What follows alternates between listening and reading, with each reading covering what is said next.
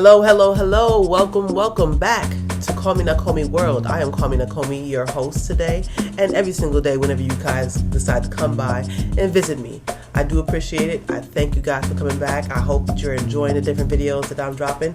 And right now, since basically the Wheel of Time show that is out on Prime right now, Amazon Prime, the new season for Wheel of Time has started. I'm going to be basically reviewing each one of those episodes as they come out. They just released 3, so basically this is my second video, and I hope that you guys enjoy. I'm going to be doing a review. I'm going to be having some spoilers here and there. You can't really it's going to be just references. It's not even really spoilers. I'm not really trying to spoil anything for like the end of the movie. I mean the end of the book series or anything like that, basically. But this is a podcast video channel basically that I've never been afraid to throw in spoilers. So if you're here, you probably read the whole entire book, so just go ahead and enjoy. And I'm not really, obviously, I haven't seen episode 3 yet, so I'm not going to be spoiling anything ahead of episode 2. So I'm just going to be reviewing episode 2 and kind of talking about how it also relates to the book series. So I hope you guys enjoy. Also, thank you so much for coming here. So I appreciate you being here, and I hope that since you are here, you kind of like my show. So go ahead and throw me a like. It's going to help me to basically get this show seen by more and more people. And, I just want to share and grow this community, basically, that I'm going to be talking about so many different topics. Soon I'm going to be coming out with a fantasy football episode, fantasy football shows rather, and also I'm going to be doing some sports, just general topics with friends of mine, and just basically enjoying life. You know what I mean? All right, so before we go on, please go ahead, like, comment, and subscribe to the channel if you haven't done so before. I really, really appreciate you being here, and I hope that basically you are enjoying what I'm giving you also. So, like the episode. Also, go ahead and leave a comment. Tell me what you think. Tell me if you think that I'm completely off base with any of my, my assumptions or theories. Or if basically you really like my channel, go ahead and subscribe if you haven't done so before. What are you waiting for? It's been too long. Go ahead and do that. Let's become family. Let's make it official. Make this last forever. For real. So, and share with your friends. If you really like what I'm doing, you think that somebody else might find some value in what I got, so go ahead and just, go ahead and share and let them know, that, hey, you should listen. You should take a listen. At the very least, she's entertaining. I hope I am, and I hope you basically find it entertaining too. So anyway, let's get into episode 2 of season 2 of The Wheel of Time on Amazon Prime. All right, so basically, it starts off with Rand, which is great. I always enjoy it. So I'm just going to basically stay with the Rand parts of the episode. And so he's basically having dreams, basically, as kind of he did in book 3, where he basically just has dreams of, basically being Kinslayer 2.0. He kills it basically in his dream. He's in his dream and he basically sees Nynaeve, Matt, Perrin, and Egwene, and they're all bloody and laying around the floor, and he has his heron mark blade in his hand and it's covered with blood, and he doesn't know what's going on. And then next thing you know, he wakes up, thank goodness, because, that would be an absolutely horrifying dream to have, of course. And so he wakes up, and then next to him is actually a woman. He's been basically, keeping himself busy. Anyway, and the woman's name is Celine. So basically, somehow they haven't explained how they met or how this arrangement was basically, put together.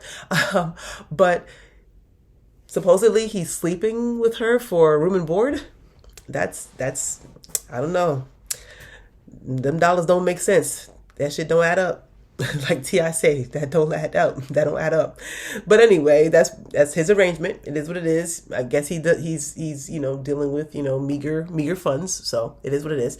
And so he goes to work, and he's walking through, and you could basically kind of see it comes up on the screen that says Forgate in Kyrian, which is amazing. I'm just like, oh, we're gonna get to see Kyrian. I wasn't even expecting whether or not we would see Kyrian. To be completely honest and transparent, honestly, I've just been I had some mixed feelings at the end of the last season, so I didn't exactly plug out, but at the same time, I wasn't as plugged in as I was, right before the season started. But I'm here, I'm invested, and I actually am really enjoying this season. So I think it's nowhere to go but up from here, basically. And it's just gonna be, it's gonna do this. This season's gonna be great. I feel it in my bones that this season's gonna be great. Anyway, but so basically, he's going to work.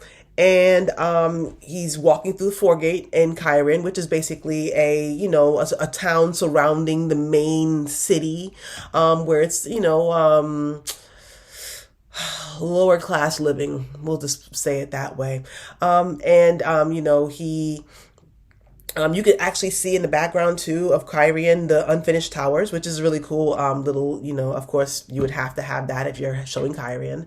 But I kind of felt like it was going to be a little bit more of a modern looking city. I don't know. It looked very. It didn't.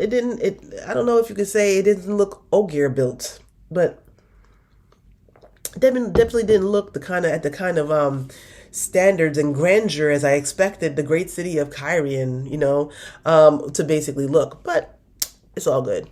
I'll take it. All right. So he passes into the inner city, and then basically he's going to work. So come to find out, he's actually working at an insane asylum. Or at least, let's not say insane, I guess mentally disturbed people. It's an asylum. So, which is, funny enough, is fitting, very fitting for him. The inmates running the asylum, the patients running the asylum, is that the saying? Anyway, whatever. Basically, it suits his mood. So, basically, Rand enters a room with a man who, he calls him immediately as soon as he sees him. You're an Aiel man. And he starts looking for his blade immediately. So, obviously, he's dealing with a lot of, PTSD from the Aiel War, and Rand has to remind him that, hey, the war is over, it's okay. It's, me. We go through this every single day. I think his name was Errol. Was it name Errol? I'm not sure. Don't quote me. I don't remember. So basically, he takes him for a walk. He convinces him that, hey, you know me, let's go for a walk and you can show me some more sword forms. So I'm just like, okay. So he's, this guy who obviously was a experienced, I hope, soldier enough that he knows sword forms. So hopefully he knows sword fighting. I'm not exactly sure if he was a blade master himself. Possible. But at the same time, Rand is, walking around with him and, just enjoying a conversation with him. And the guy's kind of reminiscing about, taking down somebody, and Rand is asking him questions. Oh, what would you do here or whatever? And I think that's really cool because, book 2 is basically what I assume most of the season will basically be covering. But in book 2, in the beginning, well, actually in the first book into the second book, Lan basically teaches Rand how to use his sword. He didn't really get much instruction when they were running and basically got split up at Shadow Logoth. So they're basically, he's supplementing that kind of instruction that he could have gotten with other people, and that's a cool thing, I think. So while he basically can, he's going to be doing that.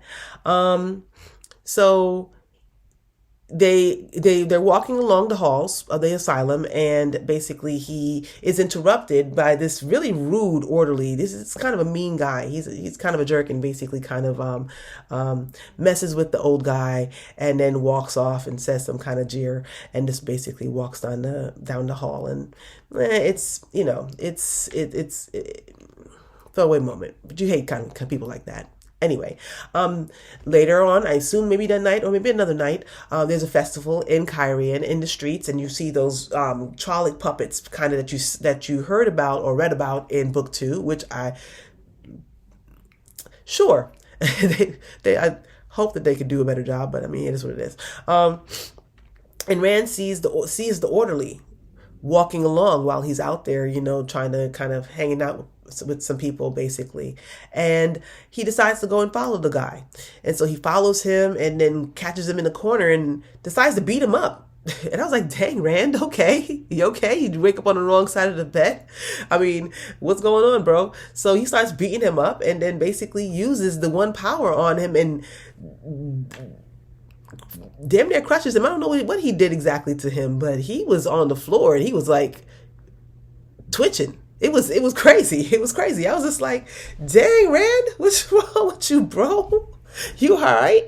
Anyway, so after he pretty much almost kills the dude, he goes back to his room and Selene is there waiting for him. And he tells her that, you know what, you don't want to be around me right now. Like he kind of feels in his head like he lost control. So he wants to be alone. So, but she's basically not afraid of him, he says, like, afraid of what he's afraid of what he might do, and she doesn't care. She doesn't want to leave. She says that she's not afraid of him. And later on in bed, they're talking and she asks him, what was the woman like? The woman that you imagine you're with, what is she like? And he tells her something. And so she tells him about the man that she was in love with, and how they had a great love, and when that love was taken away, yada yada yada. And so she says that they can be those people. They can be the people that help. They can be the people for each other that helps them forget about the other people. And that's how it be sometimes. Yeah, sometimes it be like that. Anyway, so basically she's the next day he goes to work again, and hey, he got a promotion. Oh, that's such good fortune. He got a promotion. He's actually taking place of the guy that he damn near killed last night. Which, I mean, hey, it makes me wonder, was this calculated? I'm not sure. But, he basically gets to take people out for walks outside into the courtyard. And so he goes out to look what it looks like. And lo and behold, is that Logain Ablar? It sure is. It's Logain. How did he get to the asylum? I assume that usually the White Tower would take care of those people. And did he plan this? Because I have no clue. But all I know is that he goes up to the guy and he basically says, hey, you look, I think you and I have a lot more in common than you think. And I'm just like, yeah. But Logain's looking at him too, like he recognizes him, and he's kind of has like a crazy little sinister grin on his face, kind of. But at the same time, I'm thinking to myself, I think he definitely recognizes him from season 1, maybe. If he saw, I think he saw Rand when he was when he was being escorted through Tar Valon. So I'm guessing Tar Valon basically deposited him. They just basically, what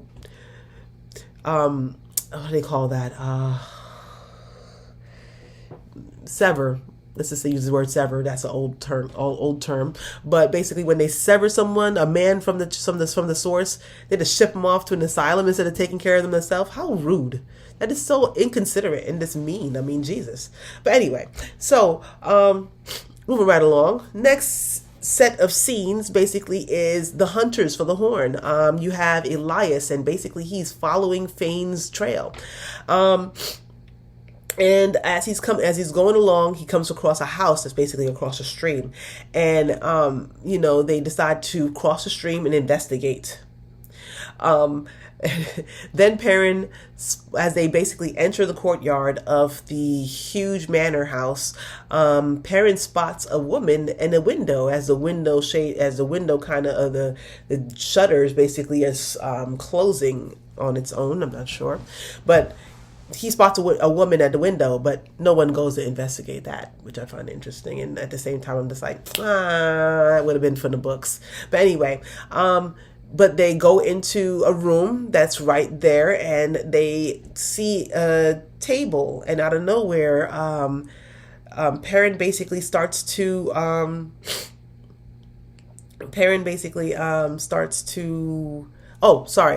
I think they said that there was no sign of the woman. There was no sign of the woman. Okay, yeah.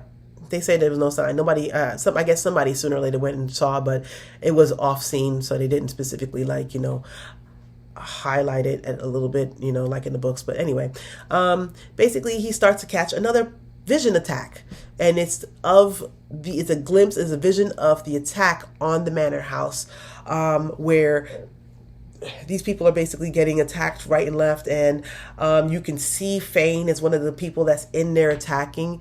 So he's getting more and more visions of this, of what he is pursuing, and I'm waiting to see how this whole entire magic, quote unquote, wolf magic system unfolds to see how does that work.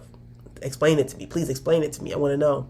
I'm interested. I'm here. Let's talk about it. So his eyes turn yellow, of course, and basically he thinks it's something that Elias is doing to him, and Elias is like, it don't work like that, bro. Then Masima, basically played by Arnas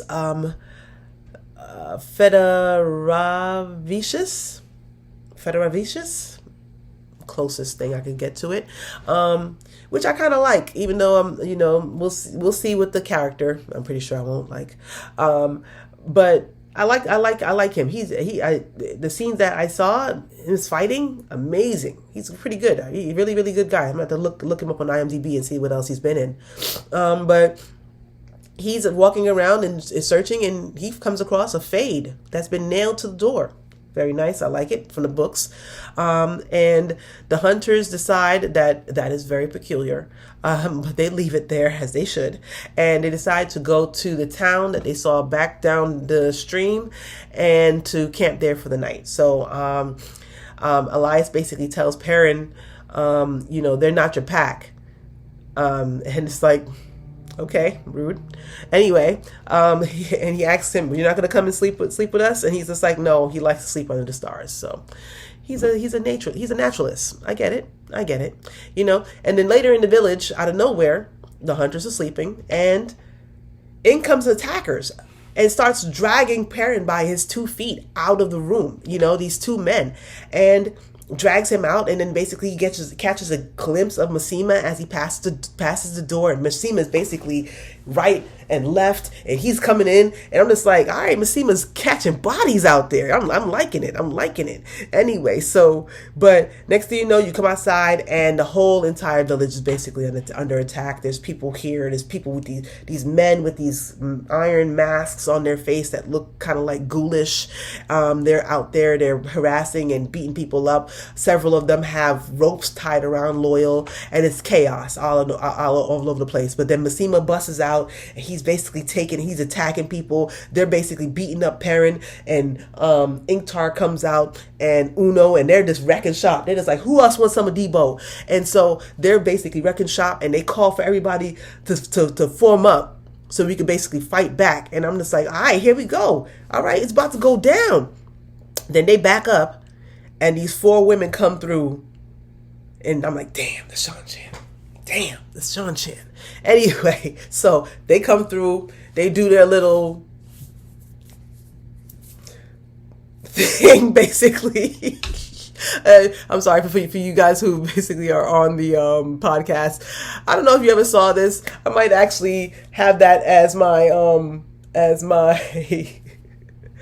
my thumbnail for the YouTube video. But basically they do that thing with their hand when what starts their weaving or whatever, and they basically blow everybody away. Everybody gets just flown back, and it is what it is. Bring a gun to a knife fight. Yeah, that's what happens. Anyway, he basically gets captured along with everybody else, and then out of nowhere they basically stop because this huge Ottoman Empire from 300 palanquin is carried in by who knows how many dudes, basically carrying this whole little mini pyramid with her sitting at the top, and it's the same dark friend from the first episode, which I'm assuming is Lady Seroth. And I looked it up on IMDb. It's Lady Seroth. Hi, Lady Seroth. Sorry, I apologize. Hi, Lady Seroth, my lady. And she's going to be played by Karima McAdams. Okay, I can't wait to hear her accent. Can't wait to hear it. Anyway, so they come in, they set her down, and then next thing you know, next to her is Ishi. He's running shotgun. I'm just like, what is going on? Ishi is in everything. He's just like, you know what? I don't got time to wait for the other ones to come out. I'm gonna go ahead and put my hands on this myself. Not mad at it. Not mad at it at all. All right. So now back in Tarvalin. Dun, dun, dun, dun, dun. Egwene basically heads to the kitchen to find out that Leandrin has taken Nynaeve. She was looking around for Nynaeve, you know, she's been kind of missing her a little bit, you know, looking around for her friend, feeling kind of lonely. Anyway, so she is, looking for Nynaeve and finds out that Leandrin actually took Nynaeve, and it's like, okay, so she's Leandrin's new little pet. And Leandrin is showing Nynaeve one of the yellow healing houses, basically, outside of the actual tower. It looks like yellows and different Aes Sedai and Aja, you know, work and organize outside in different, quarters of the city, which makes sense. You know, you can't have every single person inside those, and you can have one specific, house or several houses, a block dedicated for healing. That makes sense. So she's at a healing house with Leandrin, and there is an accepted that is taking care of a little girl that has breakbone fever, which immediately Nynaeve recognizes as she comes in. I don't know if you remember from the first season, she basically said that Egwene had it, and she basically helped to cure her from it. So she's watching the girl, but she also sees the girl has some crimson thorn root over onto the side. So she asks her what does she do with that. She's just like, it just takes the edge off, basically, but they're about to heal her. And I also love the acceptance dress with the dots in the rainbow colors going around her I was about to say collar, around the cuffs of her dress. I think that was very beautiful, and I like the style. It had kind of like a small cut. I like it. It was really cute, really cute. The costumers, excellent job. So Nynaeve helps the accepted by just kind of trying to help her and comfort her, hold her a little bit while she works, and she does her weave and heals the girl, and the fever starts to break in the girl's fine. So then Leandrin and her go outside to just speak a little bit, and she talks about healing, and all the Ajas basically do these different things, and that's what the yellows do. But the reds, they try to stop disease. See what you don't know, man, is that what the reds do, we stop the disease from even taking root in the first place. That's why we so great. And Nynaeve's like, Cap. Nynaeve's like, nah. She's just like, yeah, male channelers aren't a disease. So, but Leandrin basically is still drinking her own Kool-Aid, and she's just like, tells her that, well, channeling, slows the aging process. So what we do takes decades and centuries. So we Aes Sedai actually affect history, not just like, the day to day, which is very ominous. I hope Nynaeve's third eye just went blink. Anyway, she basically tells Nynaeve to say yes. She tells her again, kind of, to say yes when she's asked if she's ready to take the accepted test, because she said that she can teach accepted. That's the loophole right there. Yeah, ask Matt. Sometimes you got to go over the rules and the agreed upon, parts of a contract. You got to agree. You got to really realize exactly what you're saying there. So, I'm thinking to myself, like, yeah, Leandrin's giving me serious Senator Palpatine vibes. she's being a little bit too thirsty to basically, the Force is strong with this one. It's Senator Palpatine all over for me. Basically, she leaves Nynaeve to bring Matt some sweet cakes, but she doesn't. Obviously, Nynaeve doesn't know that. She just picks up some sweet cakes and skips off back to wherever she's going, where she has her prisoner. And I like Matt. I think the actor that's playing Matt, Donald Finn, is doing a great job. I spoke to my brother yesterday when I met with him and a couple of my family, and we were just like, yeah, he and I were just like, yeah, we really like Matt. He is we really like the guy. He's funny. He is calculating. You can't keep him down. You gotta love it. You gotta love that. That just really, really feels like Matt to me. So either the writing or Donald or both of them together, and I appreciate it either way. Basically, I love the way he's there and he's showing his weakness by tasting the cakes, just in case it's poisoned. And as soon as he walks out, she's just like, and goes back to work doing what he's doing. You know what I mean? It's all about the setup for the entire background story of your ruse. That's what it is. That's how you tell the best lies. Anyway, so he takes a bit more of his cake and goes back to loosening his bricks basically. And so Egwene finds a bunch of stuff back in her. She's walking through the halls and finds a bunch of stuff in the hallway and just wondering what the hell's going on. And she meets Elaine Tricand. Very beautiful young lady, along with all the other young ladies who have basically been casted for the show. She's played by Sierra Coveney.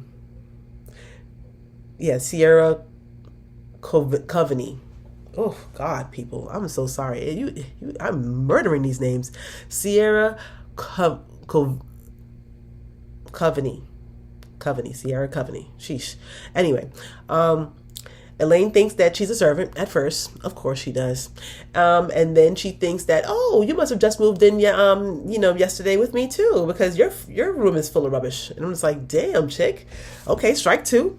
And then she introduces herself, Elaine Tricand, the daughter heir of Andor. And calls Egwene, when she realizes the kind of stuff that's in her room, she calls her, oh, you're my subject. I'm just like, yuck. Really? Really, that's what you're gonna do first day at school? You're gonna start saying that your dad works for my dad. Really? That's what we coming with? Okay, all right, here we go. She mentions Catswain. Catswain is her name. I love Catswain. Anyway, if Avasarala is Catswain, I'm gonna lose my shit. I absolutely love her. She mentions Catswain and saying that basically how, the great Aes Sedai, are well known for them and the neighbors that they basically shared their novices quarters with, And I'm like, okay, sure, possible. Yeah. Let's see how the friendship goes. I'm not trying to, take no promise rings yet, but okay, cool. So Alana, now they're basically switched to Alana, and she's meeting with Shiriam to discuss if Nynaeve is ready for the test. She doesn't believe she's ready for the test, and I kind of don't feel like it either, but sometimes pressure bust pipes and make diamonds. So sometimes you gotta just basically throw the baby in. No. Anyway, I agree with Alana, but you only got a certain amount of seasons to deal with. Do it now. She does it in the second book anyway, so it makes sense. But at the same time, it kind of feels weird with the fact that Leandrin's the one kind of instigating it. It just feels weird. Anyway, after being shut down, as she is by Shiriam's just like, yeah, so she's bringing it in front of the hall, and you can come too, but you're one voice instead of many. After being shut down, she walks away and leaves, and she goes back to her warders and tells them that they gotta go. Moraine basically needs them, so she basically dips out. So she's been in contact with Moraine. And Nynaeve basically tries to catch up with Leandra and finds out that she just missed her and follows her around the corner and then down some steps and then basically out to us. It's a secret passage out of the tower. And so she decides to say, let me see where this actually leads to. Weird. That's so she, follows her for a while and just see where she goes. Back to Egwene, who is unnecessarily giving Elaine a tour of the tower, even though Elaine is just like, yes, I've been visiting this place since I was 6. I can show you things. So she's just like, okay, well, thanks for making me look stupid for the past 20 minutes. And they're just like, oh, well, I was just trying to get to know you. And I'm like, oh, okay. Cool. Sometimes, you meet Paris Hilton and you can't blame her for being Paris Hilton.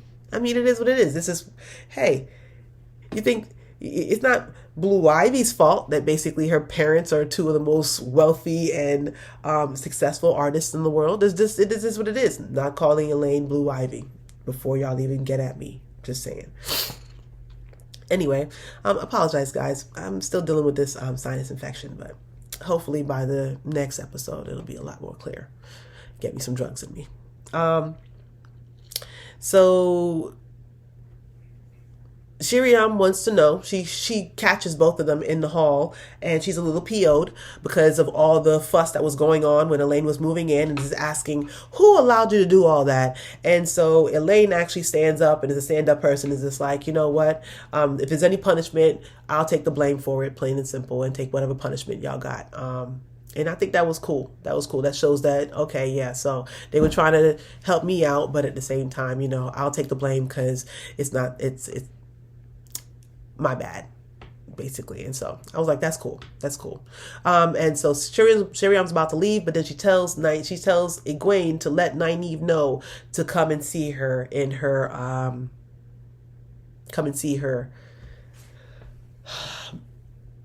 Mistress of Novices, I can't remember the name of her room, basically. Come and see her. So I guess she'll relay the message.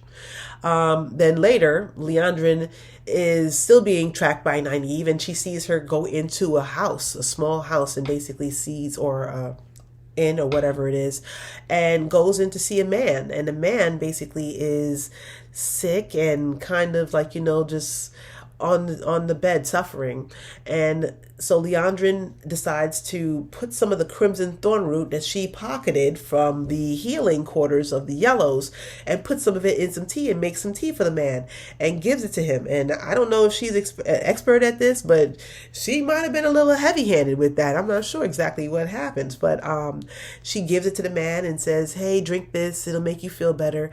And Nynaeve follows her into the room, and because she wants to help, you know what I mean? He's sick in some way. I'm not exactly sure what's wrong with him. And Nynaeve says that, his hand shaking basically says that it's something to do with the heart. So, but who knows? But it's a very, very elderly man. And so Nynaeve comes in and kind of tells her about the crimson thorn root that she put in her tea and say that, too much, could kill him. Pretty much.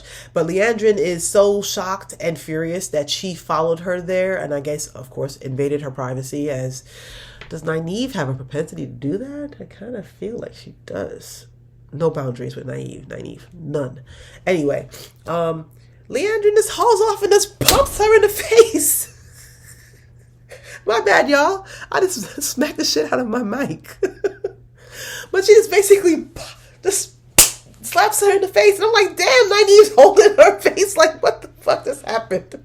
And she tells her that she'll kill her if she doesn't get out right now. And I was like, she means business. She means business. So she gets up and she tiptoes out of there, basically. And I'm not mad at it. But then Liandrin catches herself and is just basically just conflicted with anger and grief over this man that she just breaks down and starts sobbing, Hold on 2 seconds, guys. I'm so sorry. Hold on. So she starts sobbing over this man and just calling him my boy. And I'm just thinking to myself, like, is this her child? I'm like, oh wow, Leandrin might. I'm not sure. I mean, I'm just basically speculating, but it looks like that might be her kid. That's crazy. But it's cool. It's cool. So they basically, it's all, of course it's a possibility. I mean, of course people have lives before they come there, even though, not slut shaming, but they really supposed to be there around like between 15 and 20. But things happen. Definitely not slut shaming. Anyway,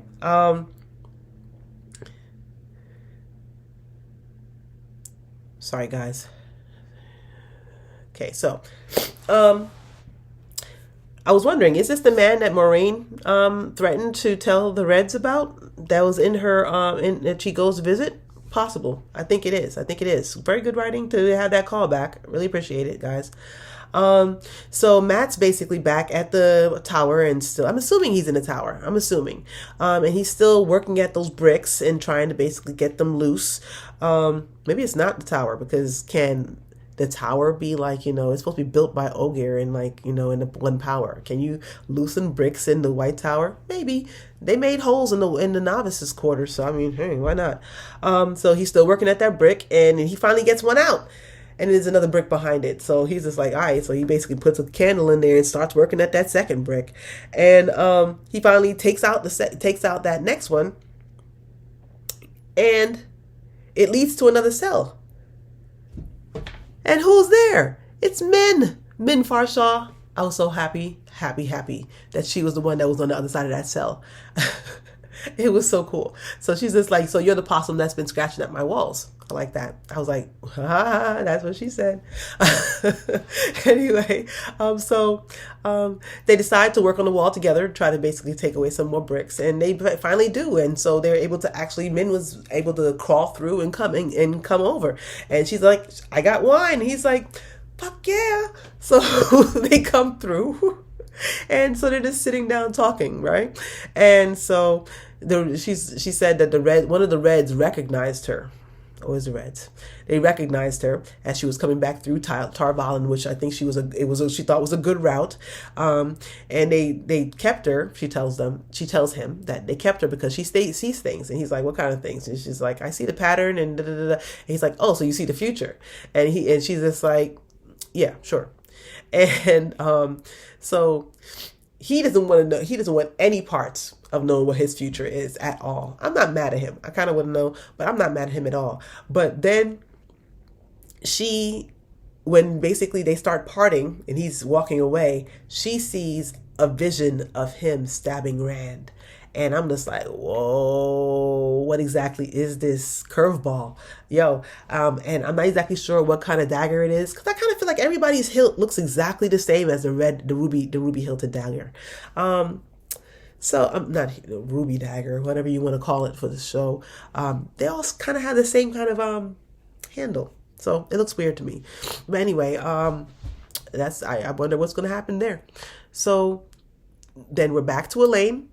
And Elaine and Egwene are in Elaine's room and they're talking. And basically, out of nowhere, Elaine brewed some prison hooch.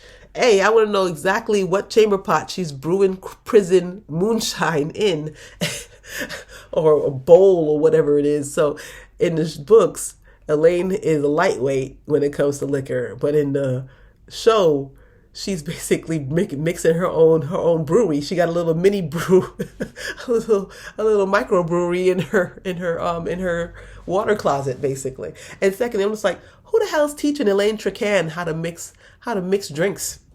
I'm not mad at it. That is a skill you need to learn. It'll serve you for life.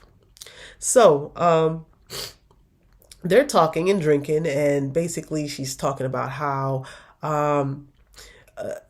she kind of misses Nynaeve, and at the same time she's just like, oh, they keep mooning over Nynaeve, and Elaine calls her on it. She's just like, girl, you jealous, and I need you to. It doesn't look good on you at all, and I'm not mad at it. Even though, isn't green the color of jealousy? But anyway, so Nynaeve is basically looking for her, to kind of, I guess, reconcile or just talk, especially since she got a damn whole red handprint on her face, on her cheek. But she overhears the conversation and she just hears the bad things. Of course, that's all they really usually hear when you walk in on them late. But she walks away, and when she walks away, she runs into Leandrin, who comes to basically take her for her testing. So they take her down to the sub basement of the White Tower, and they walk into a room, and basically they come out into a landing, and Sheriam and Lyanna, the keeper of the Chronicles. Anyway, Lyanna is there, and Sheriam, and they basically ask her the questions: who comes, whatever. That's what she said, or that's what he said. And so she's about to go get tested, and they walk into the room, and there's these three huge arches in this big room, and I'm just wondering to myself, like, it's three of them, but two of the arches are broken. I'm just like, how exactly did these arches get broken? I'm curious. I want to know. And pretty much that's where they leave off with them. They don't really go back to that. And so we have to, I guess, wait for the third episode to catch the testing itself. And I hope it's good. I'm looking forward to it. Okay, so last but not least, of course, back at the Mediterranean Girls Retreat with Moraine and Verin and Adelius and Lan and Tomas. They having a good time. Of course, Moraine is having the best time of her life. They are still struggling. And it really shows the experience of Aes Sedai, when that can't touch the source. And again, she is very just like, withdrawn and negative, and just this, you get to see that she is not managing it well at all. It's a cool thing to see also, for the show to show these kind of things, how they act towards their waters in different ways and stuff like that. And Moraine, when they come on the scene, basically is Moraine and Lan are sitting there and they're recovering from their healing. Of course, they were both stabbed with Thakandar blades, so there's some poison that goes to it. So it was a very deep healing that they had to be done. Of course, Adelius is helping Lan first before she helps Moraine. And I kind of wondered to myself a little bit, like, is that because she can't touch the source anymore? Aes Sedai get queasy around that kind of stuff, but she's still an Aes Sedai cougar. She's a cougar, plain and simple, and she's out on the prowl, trying to get some land while she still can. And she sees Verin's, they also, I guess, clarified for me, at the very least, I didn't hear it in the first one, that she is Verin's sister. So she is Verin's sister, and Tomas is Verin's water. That's a dynamic. And they plan on going with Moraine, wherever Moraine is going. Where? Who knows? Only Moraine knows where she's going, but she was going somewhere when she got attacked. So, but she can't go back to the tower. That's one place that she definitely can't go back to. Verin basically kind of gives her a knowing look when she says, well, I can't go back to the tower. And she's looking at her like, I'm wondering how much she knows, especially about Swan or whatever, basically. Verin always knows something. She's playing 5D chess. So Lan and Moraine, they give each other the side eye. Like, don't you say nothing. I ain't saying nothing. But they're trying to leave for the docks. They're trying to get gone. Beat feet. And she's just, I don't know, she's just salty. She's telling Lan that he is still weak from the healing, and trying to push him away at all times. It's being just really nasty to him. And Moraine and Verin are talking alone later. And so they can actually see the tower from where they are. So they're actually not too far away from Tar Valon. I mean, Tar Valon is the tallest human-made structure in the world at this time, in this world. But I can't see the World Trade Center from parts of Pennsylvania. It just is what it is. So they're pretty close. They're close enough. And so she's talking about how that Verin and Adelius, they're talking about how they can't go. They promise not to go back to the White Tower until they finish their book that they're writing, History of the World Since the Breaking. But they still they have things that they got to do, so they got to basically come out of retirement, I guess. So Varen mentions that the three fades that came after you, the Dark One's eyes are upon you, she says. And then Varen assumes one of the boys that she came to Tarvalin with last year is the dragon. Then, and I was like, okay, it was a very it was a very good conversation that she and Varen had. I thought that it had lots of different nuances and games being played and gamesmanship going on underneath, and you're just wondering, okay, who is this person? We know this person, but who is this person, and how is she basically, sparring with Moraine so well? In Varen's plea, so she basically asks her, since Moraine didn't really answer her question if one of the boys was the dragon, Varen says that she's pleased on how well, how far she'll go to protect the dragon. Basically, because of course the sisters in the tower, she says, will clip his wings before he can destroy the world again, even though this world is still broken. I like that. That was really nice. And basically Moraine says that before she says anything, she's going to need an oath from her, but or she won't give any more information. But Varen is just like, yeah, oaths can be sidestepped. You're just going to have to trust me. So, but the books in the tower, talk about the prophecies. There are books that are going to be helpful for us. She already is including herself in the group. She said, basically, there's books that are helpful to that can be helpful on the prophecies. They talk about Tomenhead and battles in the sky, and I'm just like, ooh. And a sword of flame and a branded hand who wields it, and I was like, ooh, okay, here we go. I love it. I love the prophecies. And she said, don't worry, I'll go find them.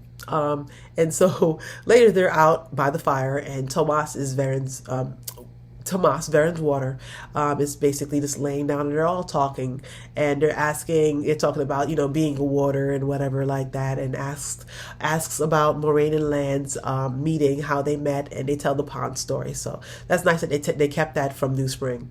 Well, actually, I think they definitely spoke about it during book 2, but then of course they showed it in New Spring, or they wrote it in New Spring. So, but I like the fact that they kept that. And then Lan later on is preparing her horse, even though she told him, don't prepare my horse, you're too weak. And I was like, I would have never prepared that horse after that. But he is dedicated, and I appreciate that. So he's going to do what he has to do. But he is basically readying her horse, and while he's there, he looks inside of her side saddlebags and finds the poem that Beldomon gave her. And so he takes it, and he pockets it when he hears her coming up. And so, okay. So she comes up, and then she talks about the seal on the Dark One's prison. And she said it wasn't the seal on the Dark One's prison. It actually was the seal that was keeping Ishamael prisoner.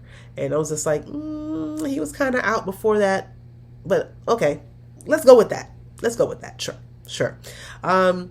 He may be waking the others, basically, she says. It's like, at any moment, he could decide to go break the other ones and wake the other ones. We're not ready. I'm not ready. And they're stronger than us. And then basically she drops a bomb, and is just like, Rand is alive, and he's just like, you's a liar.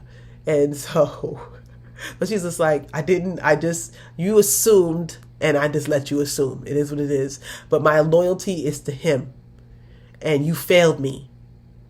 Wow, that was deep. I called her a word, but it is what it is. I don't need to keep repeating that word, but that word. So she basically tells her, Alana shows up out of nowhere with her 2 warders and tells her that Alana, that she would give Alana his bond by force if she has to basically make him leave her alone. And I was like, geez, that's kind of deep. That's kind of mean. Before she rides off, she tells him, because he asks her, I thought we were equals in this. And she says, we were never equals. I was like, gosh. But that's how it happens, man. It's killing me how she's treating her, but her people. And basically she's just acting out. That's what it is. And, I don't do that, or at least I try my best not to do that when I'm hurt. But at the same time, it is what it is. Greatly acted. It's just like that movie that Rosamund Pike was in called I Care a Lot. Yeah, she plays a really good person to hate. And I don't want to hate Moraine. Of course, I love Moraine, but she's doing a great job.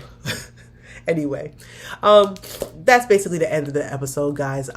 Sorry it went a little longer today, but I will be right back there. I'm a little fuzzy, kind of, basically because of this sinus infection, but I'm fighting my way through it. So, but I appreciate you guys sticking with me to this point and through the punches to the to the mic. I really appreciate you guys. Go ahead and like, comment, and subscribe, and share this episode if you found it interesting, if you found it informative, if you found some things or heard some things that I said that really kind of make you say or if you just want to do me a solid, thank you, man. I really appreciate it. Go ahead and share it with your friends. Go ahead and comment, or at the very just leave a like, and that's it. It's nothing. That's it. That's all I need from you, and I really appreciate you. If you're listening to this on the podcast, go ahead and rate and review. My podcast. Hey, something is better than nothing. So I appreciate you guys. Or hey, like your mama always told you, if you don't got nothing good to say nothing. That's all it is. So I appreciate you guys for coming out. You can contact me at CallMeNakomi@gmail.com. You can find me on Instagram at CallMeNakomi and X, just going to say X now, at CallMeNakomi, the number 1. Also, go ahead and basically send me an email if you feel like playing fantasy football. I really appreciate it. We have until Wednesday, people. The season starts on Thursday, and I'm so excited for it. I'm going to be doing some more content about sports and stuff like that, because that's just the kind of person that I am. I love sports. I love entertainment. I love many things. Last night, some of my nieces and nephews were playing a game, and they were just like, "Who's the person that you would like to play Jeopardy with, or be your teammate in Jeopardy?" And they all pointed at me, and I was like, "Oh, they know that I know a lot of useless shit." I appreciate it. I really do. Anyway, love you guys. Thank you for coming out. I hope you come back for the third one. Trust me, I will make it as clear and concise as possible. Thank you for riding with me. I am a work in progress. I am still basically trying to figure out what's going on here, and also still trying to just be my own genuine self. So I'm trying to improve while at the same time stay me. And, so I thank you guys for riding with me on this journey. Come back for the next one, but take care of yourself and have a blessed night. May you always find water and shade.